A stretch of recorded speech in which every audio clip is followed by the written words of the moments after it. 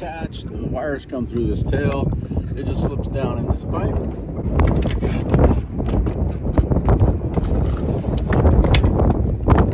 What I have to do is I have to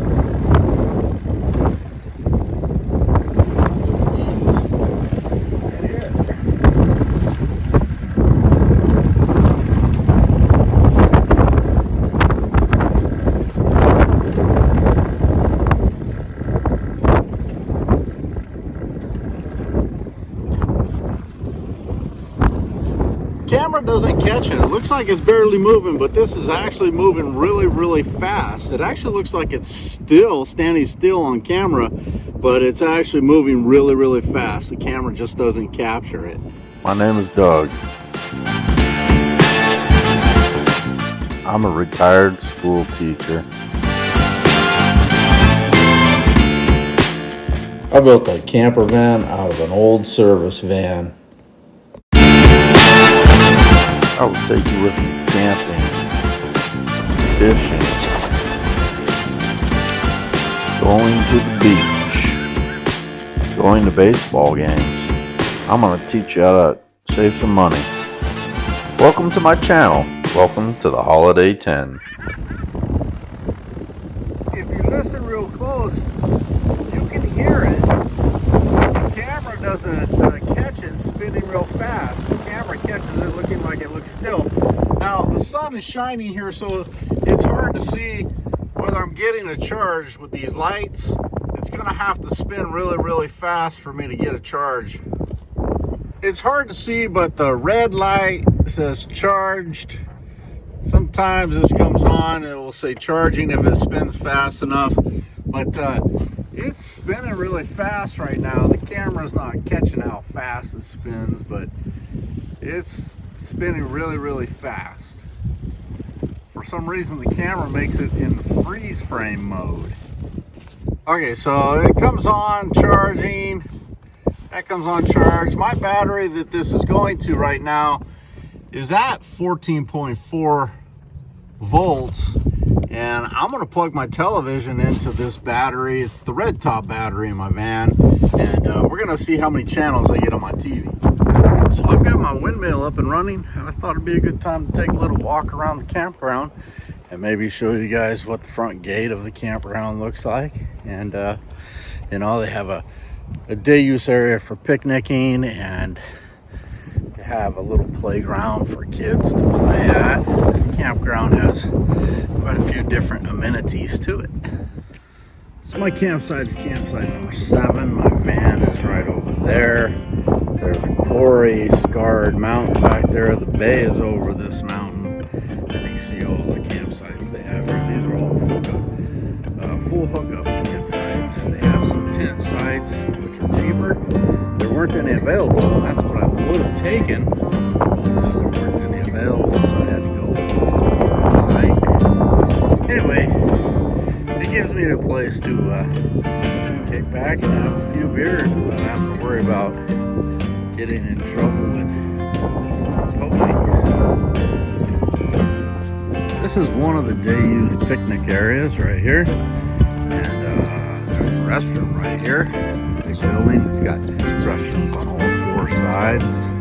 More shots of the day-use area. There's another day-use area way back on the other side of my van over there, and there's a walking trail all along. This is Quarry Road over here.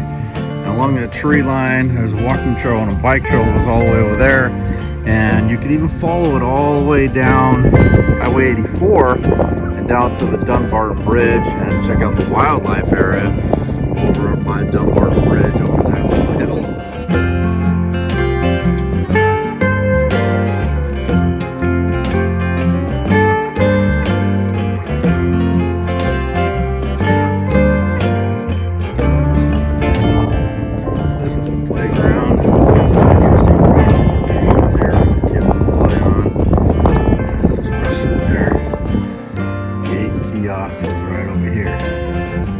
So this campground is part of the Coyote Hills Regional Park, and that gives you information here about the Dumbarton Quarry.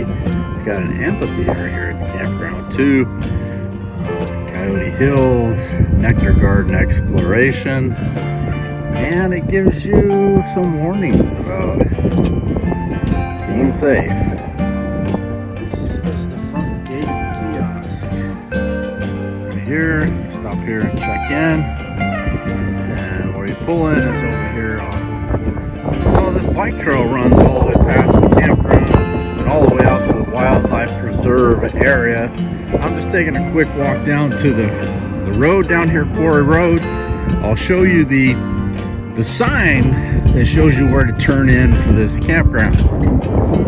Okay, this is the sign at the front of the campground. It is right off of Quarry Road, and Quarry Road runs right next to Highway 84. If you continue on Highway 84 going west, it will take you right across the Dumbarton Bridge. You can see their signs up there talking about the tolls on that overpass over there. And this goes right on up to the kiosk where I checked in, and then the campground is back over that way. You can't see it too well. There's some construction things over here, but the campground's right there, and this is the front of the entrance.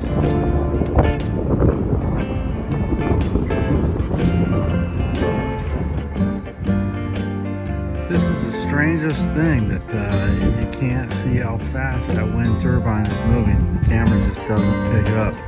But that thing is spinning so fast right now. We'll take a walk up to the restrooms and showers and show you guys what that looks like. So this is my campsite. This is looking off to the east. The mountains over here. Over those mountains would be, let's see, over those mountains would be Livermore and Dublin in that area. This is Fremont over here. And across the mountains we have that. And farther south down here we have San Jose. So it's a pretty cool spot. It looks real nice. Okay, these are the showers, and this is at the far west end of the campground. And if I look back this way, you can look back into the campground. My camper van is all the way down this row, first row, but we've got several sites up here. And once again, they're all full of hookups. Now, next to the showers, there's something called the Centerville Store, and I don't know if that's open or not. It doesn't look to be open.